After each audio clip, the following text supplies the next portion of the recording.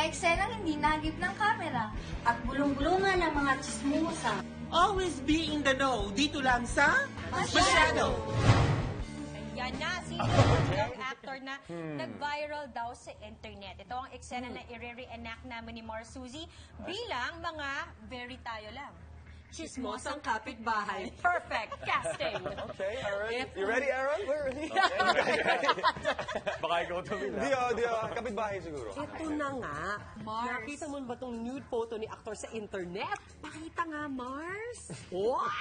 Mapisyon! Oh! Sabi ko na eh. Mars, kaibigan ko kasi yan. Okay. Sinabi niya kasi sa akin mismo na talagang pinakalat na yung picture na yan kasi nga hindi na siya ng pag-uusapan.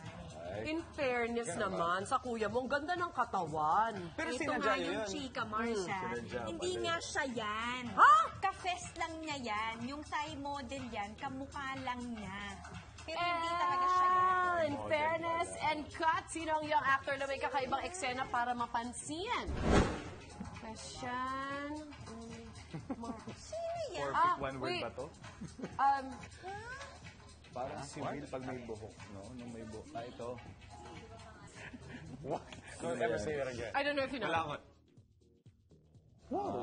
Kilala mo? Kilala niyo. Okay. Not personally, pero kilala ko siya. Hindi ko pa siya naka-work, pero Okay, tama. kilala ko. Kanya-kanya Kapitbahay gimmick lang siguro. naman yan, Mars. Sorry nga naman. Hindi ko Kapitbahay ko. napag-usapan. Kapitbahay mo? No, I'm just kidding. Pinsan ko siya. Oh my God. Awkward. I saw him take the picture, Siya actually. yung friend. Oo, siya talaga yun.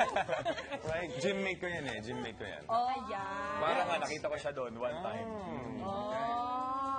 Interesting. Kanya-kanyang gimmick lang yan, Totoo syempre, naman. Mars. Bakit Diba? hindi? Ngayon sa social media, madali talagang gumawa ng mga bagay para syempre mapag-usapan ka ulit. I wonder kung nag-work para sa kanya. Oo, yun Diba? lang. Correct. Oo.